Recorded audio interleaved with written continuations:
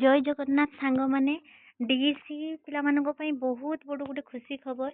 7,274 post ଆସିବା ପାଇଁ ଯାଉଛି ଶିଶୁ ବାଟିକାରେ ଶିକ୍ଷକ ପାଇଁ ପୋଷ୍ଟ, ଯାହାର ସାଲେରୀ 26,200 ରହିବ। ଅସେବା ତରଫରୁ ଫାଇନାନ୍ସ ଡିପାର୍ଟମେଣ୍ଟକୁ ଦେଖନ୍ତୁ ଚିଠି ଜାରି ହେଇଛି, ଯେଉଁଥିରେ ଲେଖା ହେଇଛି approval for creation and engagement of teacher post for Shishu Vatika under ଅସେବା।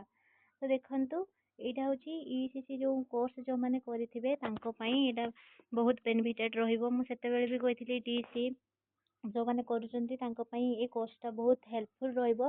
ଦେଖନ୍ତୁ, ବର୍ତ୍ତମାନ ପୋଷ୍ଟ ବି ଆସିଗଲା, ତେଣୁ ଏବେଠୁ ପିଲାମାନେ ଲାଗି ପଡ଼ନ୍ତୁ।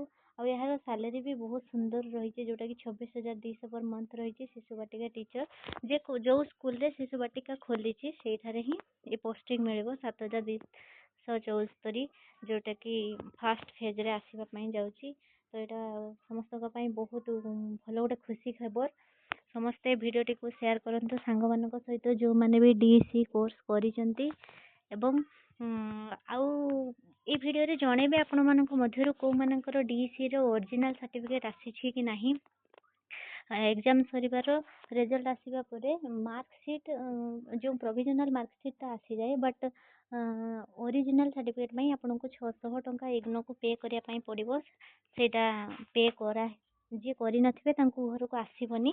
ତ ସେଥିପାଇଁ ଆପଣମାନେ ଟ୍ରାଏ କରନ୍ତୁ ଓରିଜିନାଲ ସାର୍ଟିଫିକେଟ୍ ନେଇ ଆସିବା ପାଇଁ। ବହୁତ ଜଲ୍ଦି ପୋଷ୍ଟଟି ଆସିବା ପାଇଁ ଯାଉଛି। ତ ଏ ଖୁସି ଖବରଟିକୁ ସମସ୍ତଙ୍କ ସହିତ ସେୟାର କରନ୍ତୁ। Thank you.